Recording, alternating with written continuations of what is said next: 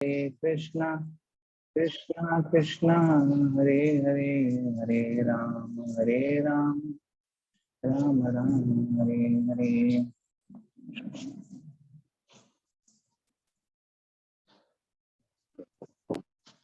हरे कृष्णा।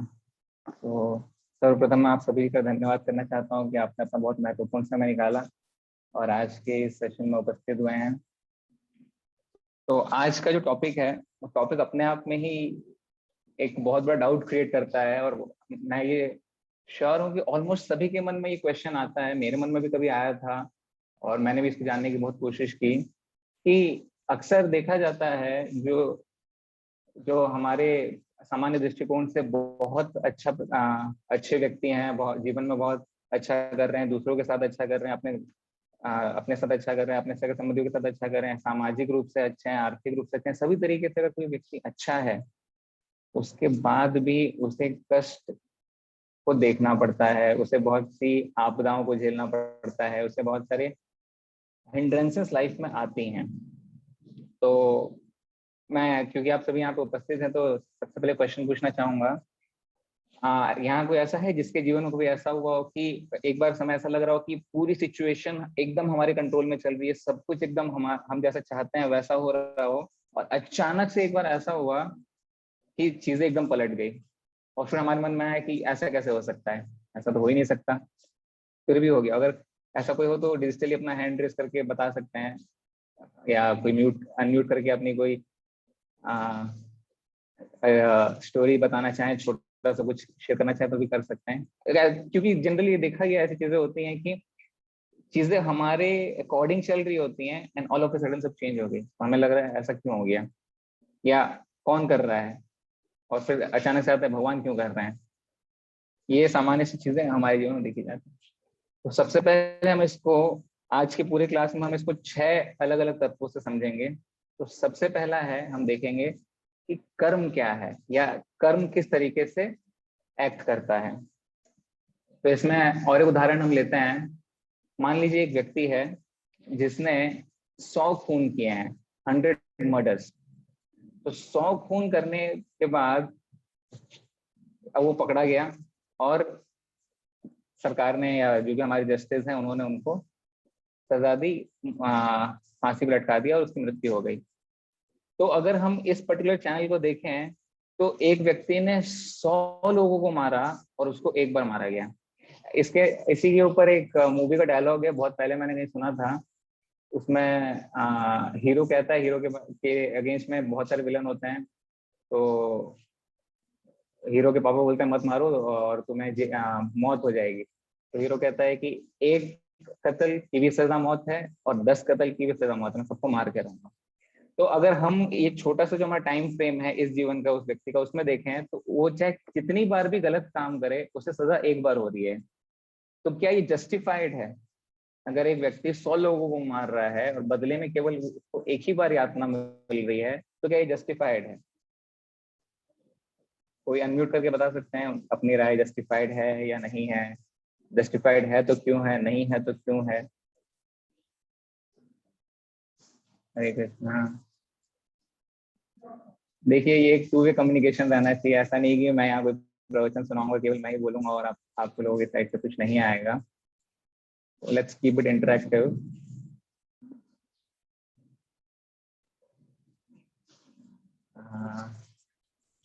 सारे बहुत शर्मा रहे हैं क्या?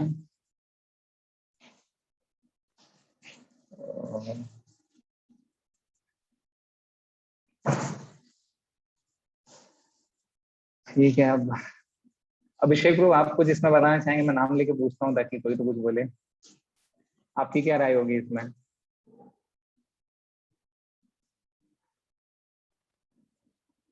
हरे कृष्णा। क्या मेरी आवाज नहीं आ रही है?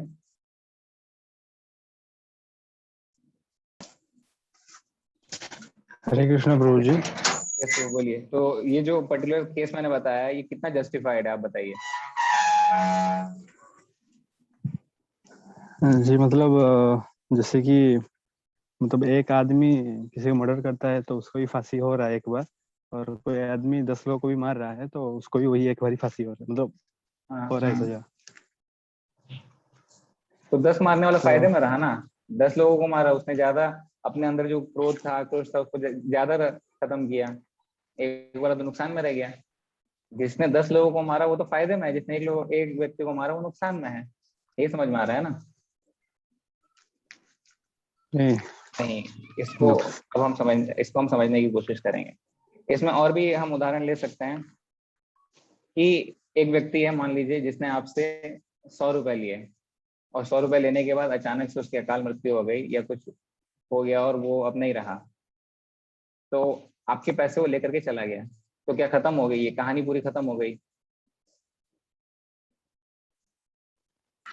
तो अब इसको हम देखते हैं, नहीं, ना तो वो 100 मर्डर करने वाले की कहानी खत्म हुई थी, और ना ही ये रुपए लेने वाले की कहानी खत्म हो रही है। ठीक है।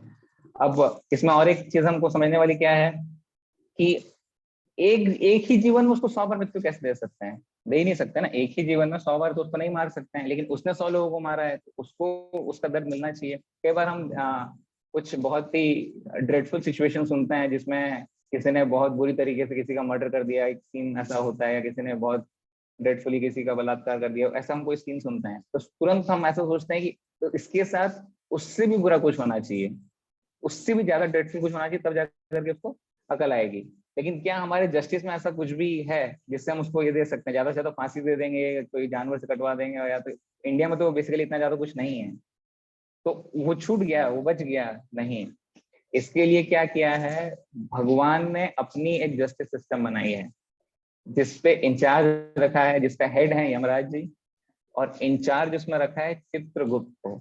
ध्यान से सुनिएगा, जो संस्कृत में जो भी नाम दिए गए हैं वो बहुत ही टेक्निकल नाम है। चित्रगुप्त, चित्रगुप्त वह व्यक्ति है जो सबकी गुप्त चित्रें लेता है। आप भले ही आज यहाँ पर कोई छोटी सी गलती कर दें या कोई गुनाह कर दें, और मान लीजिए किसी ने नहीं देखा, कोई आई विटनेस नहीं है, तो आप उस चीज से बच जाएंगे। लेकिन आपने कुछ भी, चाहे छोटा सा हो चाहे बड़ा सा हो, कुछ भी गलत किया हो, आप चित्रगुप्त से नहीं बच सकते। क्यों नहीं बच सकते? क्योंकि चित्रगुप्त दशों दिशाओं के हेल्प से, कैसे, east west north south, 4 corners और बॉटम और टॉप, दशों दिशाओं से हमको कैप्चर करके रखे हैं कि किसी भी क्षण हमने कुछ किया, रिकॉर्ड करके रख लेंगे वो उस चीज को। जब वो उस चीज को रिकॉर्ड करके रख लेंगे तो अब वो हमारे कर्मा के अनुसार उसका फल देंगे। एग्जाम्पल आता है शास्त्रों में, धृतराष्ट्र, जब पूरा महाभारत खत्म हो जाता है, महाभारत खत्म होने के बाद धृतराष्ट्र पूछते हैं कृष्णा से कि आप तो सर्वज्ञ हैं, त्रिकालदर्शी हैं, आपने सब कुछ देखा है, सब कुछ आप जानते हैं, आप बताइए मैंने ऐसा क्या कर दिया कि मेरे 100 पुत्र मेरी आंखों के सामने मर गए? तो इस पर कृष्णा बताते हैं कि आज से 100 जन्मों पहले तुमने 100 चिड़िया का वध किया था, या तुम्हारे कारण 100 चिड़िया के जो अंडे थे वो फूट गए थे और उनकी मृत्यु हुई थी। तो फिर उसके बाद क्या हुआ, तुमने 100 जन्म लिए, और उन 100 जन्मों में तुमने इतनी सुकृति प्राप्त की कि जिसके बाद तुम्हारे 100 पुत्र हुए, और फिर तुम्हारे ही आंखों के सामने वो सारे मर गए। तो इस तरीके से हमारा कर्मा एक्ट करता है। ये अगर हमको कुछ कॉम्प्लिकेटेड लग रहा हो समझने में, तो एक बहुत ही सिंपल एग्जांपल लेते हैं। आज का समय चल रहा है महामारी का, कोविड। तो इसमें 2 एस्पेक्ट हैं। सबसे पहला एस्पेक्ट है वो लोग जिनके लिए कोरोना बहुत ही लाभदायी या बहुत ही आरामदायक सिद्ध हुआ, जैसे कि आईटी प्रोफेशनल्स हो गए, टीचिंग प्रोफेशन में जो थे, या ऑनलाइन बिजनेस के प्रोफेशन में जो थे। इनके लिए कोई बहुत ज्यादा हानि की बात नहीं हुई है, वो टीचिंग एज इट इज चल रही है, IT professionals work from home कर रहे हैं, और ये सारी चीज, बैंकिंग प्रोफेशनल जो भी हैं, इन लोगों को कोई ऐसी बहुत दिक्कत नहीं आई। वहीं पे जो कैटरर्स हैं, डेली वेज लेबरर्स हैं, डेकोरेशन वाले हैं, या विभिन्न अन्य लोग हैं जिनको आर्थिक रूप से बहुत दिक्कत आई। बेसिकली जो डेली वेज लेबर है उनको बहुत दिक्कत आई। तो इसको हम कैसे समझ सकते हैं कि बाकी जितने भी वर्ग के लोग, मिडिल क्लास, हायर क्लास जो भी थे, उन्होंने कुछ पाइटी, कुछ सुकृति अर्जित करके रखी थी, जिसके कारण वो बाद में उसका लाभ उठा पा रहे हैं। और जो डेली वेज लेबर हैं वो क्या करते थे, रोज कमाते थे, रोज उसको यूज कर लेते थे, तो उनके पास तो कोई स्वीकृति नहीं थी जिसको वो बाद में यूज कर सकें।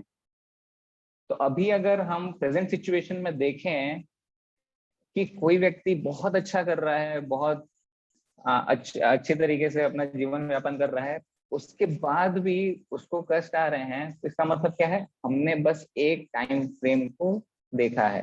किस तरीके से, जैसे मान लीजिए एक मूवी चल रही है और मूवी के इंटरवल के बाद हम उसमें एंट्री कर रहे हैं और कुछ समय के लिए उसमें रह रहे हैं, तो उसमें क्या हो रहा है, हमको ना पहले का कुछ समझ में आ रहा है, बाद का तो हम जानते ही नहीं है क्या होगा, लेकिन जिस समय हम देखना शुरू किए हैं वहां से हम पूरी मूवी को कैलकुलेट करने की कोशिश कर रहे हैं।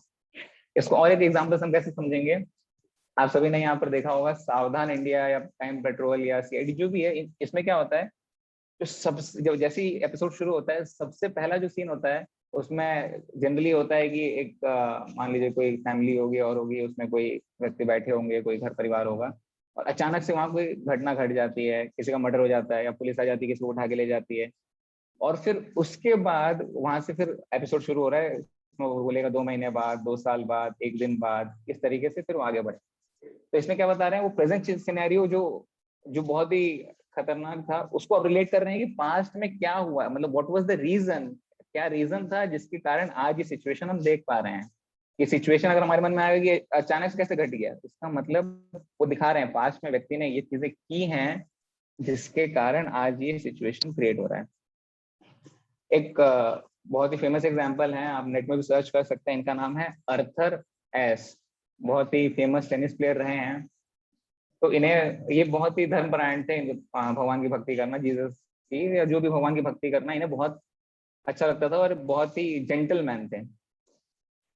तो एक बार उन्हें बहुत ही ज्यादा जानलेवा बीमारी हो जाती है, तो उस समय एक इंटरव्यूअर उनके पास जाता है और उनसे प्रश्न पूछता है कि ऑर्थर तुम्हारे साथ ही ऐसा क्यों। तो ऑर्थर बोलते हैं कि पूरी दुनिया में 50 करोड़ लोग ये सोचते हैं कि हमें टेनिस खेलना है, सोचते हैं, उसमें से 50 लाख लोग खेलना शुरू करते हैं या सीखना शुरू करते हैं, उसमें से 50,000 लोग प्रोफेशनल टेनिस खेलते हैं, उसमें से केवल 50 लोग ग्रैंड स्लैम में आते हैं, उसमें से केवल 4 लोग सेमीफाइनल में आते हैं, 2 लोग फाइनल में आते हैं, और एक व्यक्ति उन 50 करोड़ व्यक्तियों में से उस ट्रॉफी को अपने हाथ में लेता है।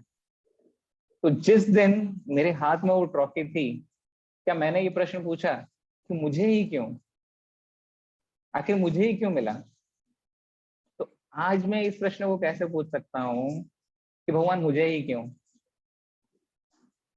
अगर जितनी सारी अच्छी सिचुएशंस हमारे लाइफ में आती हैं, हम अपने आप में सोच लेते हैं कि करता हम इति मन्यते, मैं अपने आप सारी चीजों को कर रहा हूँ। अगर कोई भी अच्छी सिचुएशन हमारे लाइफ में घट रही है, करता हम इति मन्यते, कि ये मैंने अपने सुकृति से, अपने कर्मों के अनुसार, अपने पोटेंशियल पे इस चीज को करा है। और जैसे ही कोई बुरी सिचुएशन हमारी लाइफ में आ रही है, नहीं, भगवान ने इस चीज को मेरे ऊपर लाद दिया है, या भगवान इस चीज के कारण है। भगवान गीता में क्या बोल रहे हैं, भगवान गीता में बोल रहे हैं सुहृदम सर्वभूतानां ज्ञात्वा माम शांतिं पृच्छति। मैं सभी का वेलविशर हूँ, सभी का अच्छा चाहता हूं, मैं किसी का बुरा नहीं चाहता, मैं सभी का। क्यों? क्योंकि भगवान परम पिता है।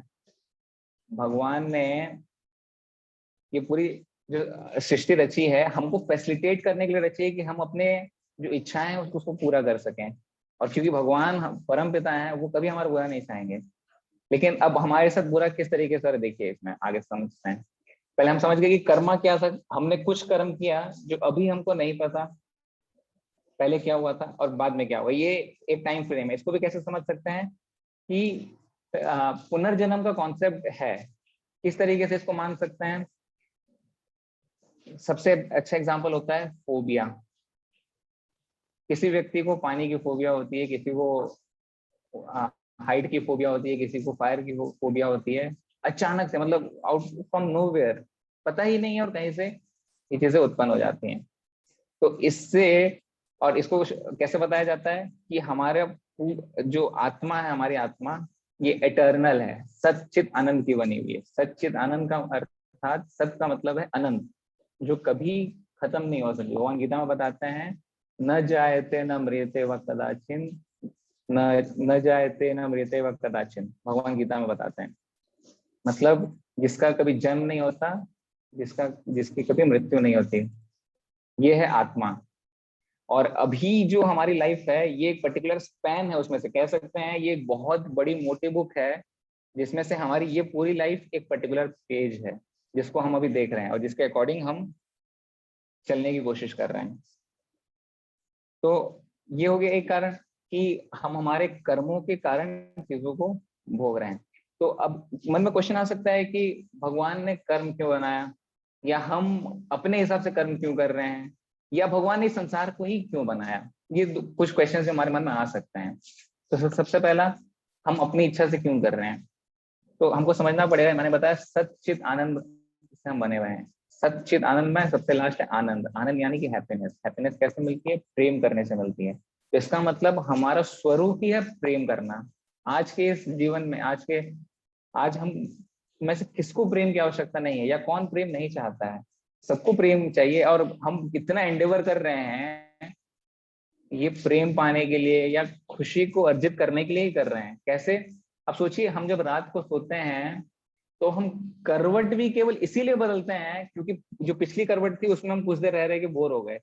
वरना व्यक्ति अगर सो रखा है तो कुछ समय बाद वो करवट बदलने की क्या जरूरत पड़ रही है? मतलब हम हर क्षण, हर पर्टिकुलर सिचुएशन में कुछ अच्छा, कुछ महत्वपूर्ण या सेटिस्फैक्टरी खोजने की कोशिश कर रहे हैं। तो ये हमारी प्रोपेंसिटी है, ठीक है। और हम क्या है? आनंद के पीछे भाग रहे हैं। क्यों भाग रहे हैं? क्योंकि हम जहां से आए हैं वहां केवल आनंद है। हम जिस जगत से आए हैं, जिस जगत के रहने वाले हैं, वहां केवल केवल आनंद है, वहां और कोई चीज नहीं। पहला। दूसरा, हमारे अंदर अपने आप इच्छा क्यों आ रही है? क्योंकि हम जिसके अंश हैं वो इंडिपेंडेंट हैं। भगवान किसी के अंतर्गत नहीं आते हैं। भगवान किसी के इंस्ट्रक्शंस को फॉलो नहीं करते हैं, या भगवान को कोई बोलने वाला नहीं है। अगर मुकेश अंबानी, जिसकी इतनी बड़ी कंपनी है रिलायंस, अगर रिलायंस के लॉज एंड ऑर्डर्स के अंदर वो आ जाएगा तो कंपनी उसकी कैसे रहेगी? तो भगवान दुनिया की किसी भी लॉ ऑर्डर के अंदर नहीं आते हैं, वो इंडिपेंडेंट हैं, वो इंडिपेंडेंटली एक्ट करते हैं। और क्योंकि हम उनके बहुत छोटे से एक अंग हैं, तो हम क्या चाहते हैं कि हम भी इंडिपेंडेंटली एक्ट करें। और क्योंकि हम चाहते हैं कि हम इंडिपेंडेंटली एक्ट करें, और वहां पर रह करके जहाँ पर भगवान माई बाप है, जहाँ पर सब कुछ भगवान ही करते हैं, तो वहां पर हम वो चीज नहीं कर सकते थे। इसीलिए भगवान ने इस जगत को हमारे लिए बनाया जहां पर हम इस चीज को रियलाइज करें कि इंडिपेंडेंटली एक्ट हम नहीं कर सकते। अच्छा, अब तीसरा, भगवान ने इस जगत को इतना मुश्किल क्यों बनाया? क्योंकि हम यहाँ पर आसक्त ना हो जाएं। अगर यहाँ पर सब कुछ उस जगह जैसा मिल जाता तो यहाँ भेजने की जरूरत ही क्यों पड़ती? नहीं पड़ती ना। अगर उस वर्ल्ड में इस वर्ल्ड में कोई फर्क ही नहीं रह जाएगा तो दोनों वर्ल्ड को अलग अलग कैसे बोल सकते हैं?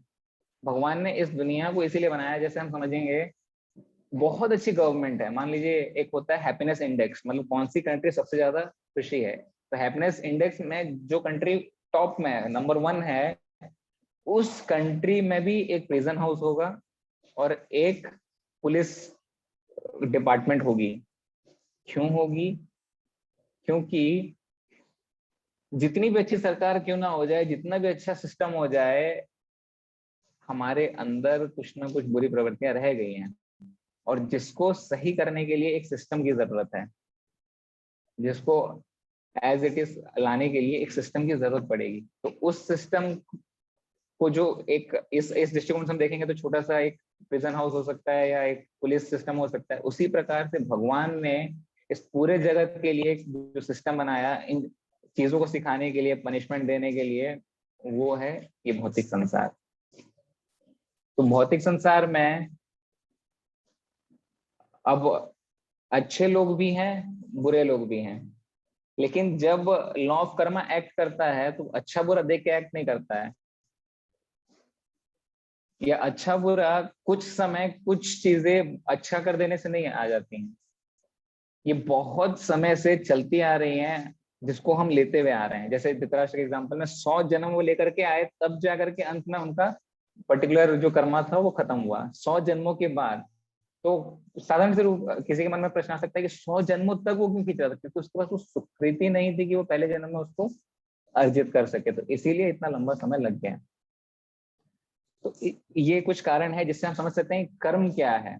अब 3 तरह के कर्म होते हैं। एक होता है कर्म जो हम करते हैं कुछ वासनाओं के लिए, जो हमारे मन में कुछ होता है कि इसको करने से ये लाभ हो जाएगा, उसको करने से ये प्रॉफिट हो जाएगा। जब हम इन चीजों को ध्यान रखते हुए कर्म करते हैं उसको कहते हैं कर्म।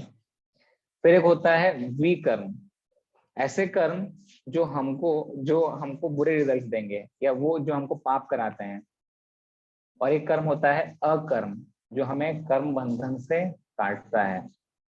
एग्जाम्पल के तौर पे एक बहुत, मान लीजिए आरबीआई, इंडिया का सबसे बड़ा बैंक, आरबीआई में जो कैशियर बैठा है वो भले ही दिन भर में करोड़ों रुपए अरबों रुपए छाप ले, अरबों रुपए गिन ले, लेकिन जब तक वो पूरे अकाउंट्स को या उसका पूरा श्रेय गवर्नमेंट को या फिर जो हेड है आरबीआई का उसको सौंपता रहेगा, तब तक उसके ऊपर कोई कर्म एक्ट नहीं करेगा। ना वो कुछ प्रॉफिट हो तो भी उसको कोई मतलब, ना कोई लॉस हो तो उसको मतलब। जिस समय उसने उसमें से 1 रुपए भी हेर फेर कर दिया या एक बार भी अपने मन में ले आया कि इसमें से मैं कुछ ले सकता हूँ, इसमें से कुछ मैं भोग कर सकता हूँ, तो वहां पे कर्म एक्ट करना शुरू करता है। तो ये है अकर्म। कर्म कैसे करना? उस चेतना में करना कि सब कुछ भगवान का है, हमारा कुछ नहीं। अगर हम सारी चीजों का श्रेय उनको देते जाएंगे तो हमारे ऊपर कर्मा एक्ट नहीं करेगा। तो ये जो सबसे पहला पॉइंट था।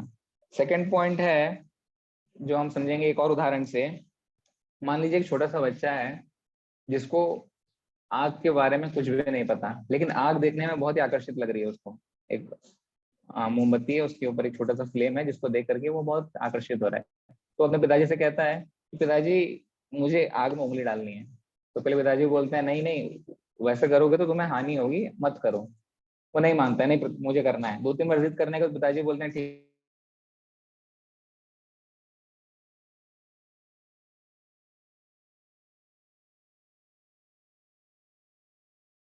हाथ वो खींच कर के लिए आते हैं और जो भी अगर थोड़ी सी भी चोट लगी तो तुरंत उसको मरहम पट्टी कर देते हैं। इससे क्या होता है, बच्चे को एक सीख मिलती है कि आग के पास जाएंगे या आग से खेलेंगे तो तकलीफ होगी, क्योंकि अभी पिताजी हैं और उनके सामने हुआ तो उन्होंने एक लेसन दे दिया, उन्होंने मरहम पट्टी सब कर दी। अगर वो कहीं और बाहर जाते उसके बाद अगर बच्चा ऐसा करता तो उसको कोई ठीक करने वाला नहीं था।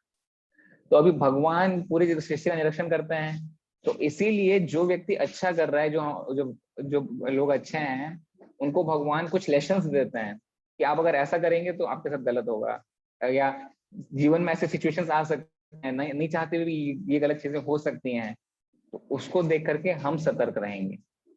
दूसरा पॉइंट। तीसरा पॉइंट है कि हमको ये समझ में आ जाए कि भगवान के अलावा कोई और शरण नहीं है। हम देखिए अभी अच्छे अच्छे लोगों को डिफाइन करेंगे इसमें।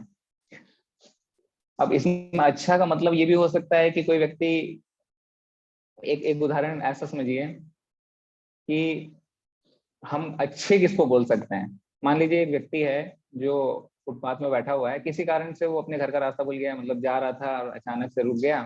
एक छोटा सा बच्चा है, फुटपाथ में रुका हुआ है और वो अपने घर का रास्ता भूल गया है। एक व्यक्ति आता है, देखता है कि बच्चा है, रो रहा है और भूखा है, तो उसे कुछ खाने के लिए दे देता है और चला जाता है। दूसरा व्यक्ति आता है, देखता है कि बच्चा बैठा है, वो रो रहा है, घर का अता पता नहीं पता, तो उसको कुछ कपड़े ला करके देता है और वो चला जाता है।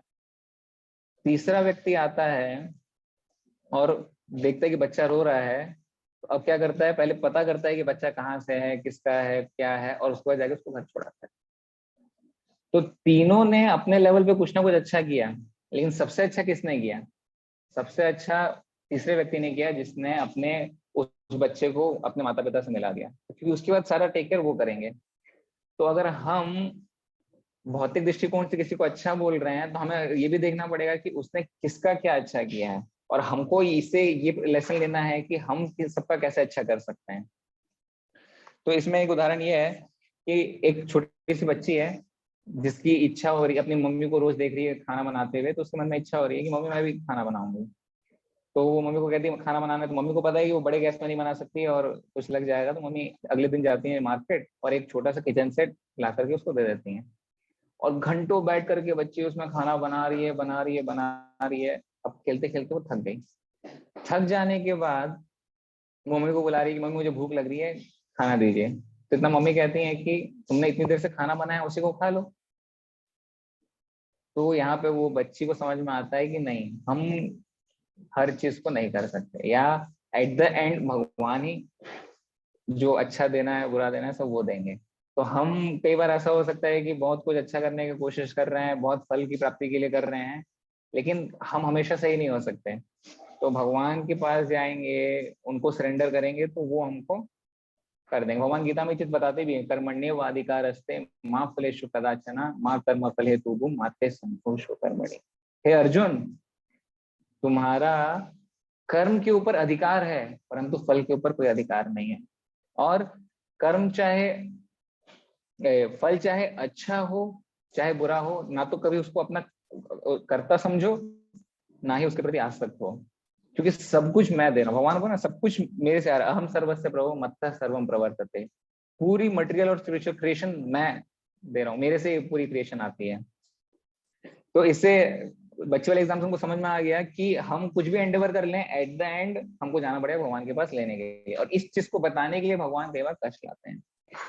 उससे एक बहुत इंपॉर्टेंट पॉइंट देखिए, एक घर में माता पिता के 2 बच्चे हैं। एक बच्चा जो बहुत अच्छा पढ़ता है, एक बच्चा जो थोड़ा कम अच्छा पढ़ाई में, जो थोड़ा ढीला है पढ़ाई में। तो जब जो बच्चा पढ़ाई में थोड़ा कमजोर है, उसके एग्जाम के रिजल्ट्स आए और उसके नंबर कुछ कम आए थे, तो माता पिता ने उसको प्रोत्साहन दिया, नहीं बेटा तुम अच्छा कर सकते हो और तुम अगले एग्जाम में अच्छा कर लेना, ऐसा करके उसको शाबाशी दी और थोड़ा मनोबल बढ़ाया। अब दूसरा बच्चा जो बहुत अच्छा पढ़ता है, उसके एग्जाम में कहीं छोटे से कुछ कम नंबर रह गए, कहीं एक गलती हो गई जो वो सही कर सकता था, लेकिन किसी कारण से या केयरलेस होने के कारण गलती हो गई, तो तुरंत उसको वहां पे डांट पड़ गई कि तुमने गलत कर दिया, तुम ध्यान नहीं देते हो, तुमको अच्छे से करना चाहिए, और दाएं बाएं ऐसा करके बहुत सी चीजें उनको बोल दी गई। तो इससे हम क्या समझ सकते हैं कि एक के प्रति ज्यादा प्रेम है, या उसको जो गलत मिलना चाहिए तो मुझे मिल गया, कि जो बुरे लोग हैं उनको अच्छा मिल रहा है, जो मैं अच्छा कर रहा हूँ मेरे से बुरा हो रहा है। नहीं, क्योंकि हम उससे और अच्छा कर सकते हैं, इसीलिए पेरेंट्स हमको उसके प्रति दिखा रहे हैं। भगवान को एक स्तर दिखा रहे हैं कि तुमको इससे भी और ऊपर जाना है। समझ रहे हैं, भगवान हमको एक स्तर दिखा रहे हैं कि हमको इससे ऊपर जा करके कुछ करना है। हम जहाँ पे स्टेबल हो गए हैं वो हमारा एंड पॉइंट नहीं है, उसके ऊपर भी कुछ है। और एक जो बहुत इंपॉर्टेंट पॉइंट है कि जब भगवान कष्ट देते हैं तभी तो हम भगवान को याद करते हैं। आज के जमाने में ऐसे बहुत ही रेयरली कोई व्यक्ति होगा जो बहुत सुखी है और वो बोल रहा है नहीं सब कुछ भगवान ने दिया है, सब कुछ आपकी कृपा है, सब आपका ही, आप रख लीजिए, ऐसा कोई नहीं है बोलने वाला। लेकिन जैसे ही कोई दिक्कत आ रही है सब कुछ आप कर रहे हैं। बोलते हैं ना, दुख में सुमरन सब करे सुख में करे ना कोई, सुख में सुमरन करे तो दुख काहे को होए। भगवान इसमें उदाहरण आता है कुंती महारानी का। कुंती महारानी जब पूरे महाभारत युद्ध खत्म हो गया, जब युधिष्ठिर महाराज राजा बन गए, सब कुछ अच्छा हो गया, तब कृष्णा वापिस यहाँ द्वारिका जाने के लिए निकलते हैं। तब कुंती महारानी स्तुतियां कर रही है, भगवान से प्रार्थना कर रही हैं कि हे कृष्ण, अब तो मुझे डर लग रहा है कि अभी सब जो जो हमको चाहिए था सब मिल गया है, सब धन धान्य ऐश्वर्य सारी चीजें आ गई हैं, अब हम आपको याद कैसे करेंगे। अब हमको याद आएंगे, अब आप हमें याद आएंगे या नहीं आएंगे, क्योंकि जब हमारे पास कष्ट होता था तब हम आपको याद करते थे और आप तुरंत आ जाते थे। तो कुंती महारानी स्तुतियों में मांग रही है कि हे कृष्ण, हमें कष्ट दो ताकि हम दैन्य भाव से तुम्हें पुकारें और तुम फिर हमारे पास आ जाओ। समझ रहे हैं, आप कोई सिनेमा हॉल में, कोई मॉल में, कहीं पे भी भगवान की मूर्ति या भगवान का विग्रह या भगवान की फोटो हो ना हो, ऑलमोस्ट सारे